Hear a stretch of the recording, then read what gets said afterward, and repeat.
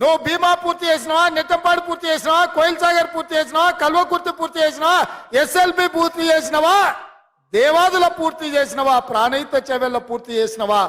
ఈ రోజు 10 ఏళ్లలో 2 లక్షల కోట్ల రూపాయలు ఖర్చు పెట్టి ఈ రోజు ఏ ప్రాజెక్టులు పూర్తి చేయలే. ఉమ్మడి రాష్ట్రంలో సమైక్య పాలనలో జరిగిన అన్యాయానికంటే, ఆనాడు జరిగిన నీళ్ల దోపిడీ కంటే నువ్వు ముఖ్యమంత్రి అయిన తర్వాతనే తెలంగాణకు తీరని నష్టం జరిగింది. లెక్కలతో సహా పెద్దలు ఉత్తమ్ కుమార్ రెడ్డి గారు శాసనసభలో మిమ్మల్ని అడిగిండు, కడిగిండు, బండకేసి కొట్టిండన్న సంగతి ఈ వేదిక మీద నుంచి నేను చెప్పదలుచుకున్నా. మిత్రులారా, ఆనాడు ఉమ్మడి రాష్ట్రంలో సీమాంధ్రకు చెందిన ముఖ్యమంత్రులకు తెలంగాణ అంటే ఒక భయం ఉండే. ఈ నాయకులు ప్రశ్నిస్తారని నిధుల దోపిడీ, జల దోపిడీ పాల్పడాలంటే ఒళ్ళు దగ్గర పెట్టుకొని ఆలోచన చేసేటోళ్ళు.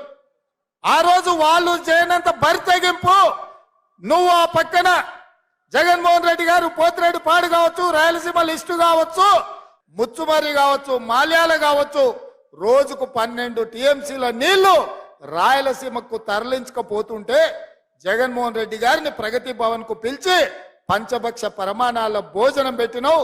203 జీవో ద్వారా రాయలసీమను రతనాల సీమ చేస్తా అని చెప్పినావు. రోజమ్మ పిలిచి నీకు రాగి సంకటి నాటుకోడు పులుసు పెట్టంగానే పులుసు తిని అల్చు ఇచ్చి బలిచిపోయి రాయలసీమకు నీళ్ళు ఇస్తాన్నావు. గాని పాలమూరులో నిన్ను పార్లమెంటుకు పంపిస్తే మా ప్రాజెక్టులు ఎందుకు పూర్తి చేయలేదని నేను ఆ సోయి లేని దద్దమ్మలను నేను అడుగుతున్న ఈ వేదిక మీద నుంచి. మేం చేసిన నేరమేంది? పాలమూరు జిల్లాను ఎడారిగా మార్చి ఈ రోజు ఇంకా వలసలు ఆగకుండా అన్యాయం చేసి ఇవాళ మళ్ళీ రేపు పార్లమెంట్ ఎన్నికలలో ఓట్లు అడగడానికి వస్తాడంట. నేను అడుగుతున్న చంద్రశేఖర్ రావును, ఈ 10 ఏళ్లలో మా జిల్లా పేరులో, మా జిల్లా అభివృద్ధి ముసుగులో వేలాది కోట్ల రూపాయలు కాంట్రాక్టర్లకు ఇచ్చి కమిషన్లు కొట్టి పాలమూరును ఎండబెట్టినావు. కొడంగల్ ఎడారిగా మారింది, వలసలు ఆగలేదు. ఇవాళ మేము ఓట్లు అడగాలంటే కొడంగల్ కాదు పూనా పోవాల్సి వస్తుంది.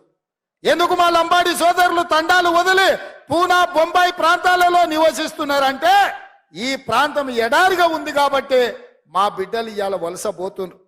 అందుకే నేను చెప్పిన, మీరు నాటిన మొక్క ఇవాళ పెద్దదైంది, వృక్షమైంది, రాష్ట్రానికి నీడిచ్చే పరిస్థితి వచ్చింది.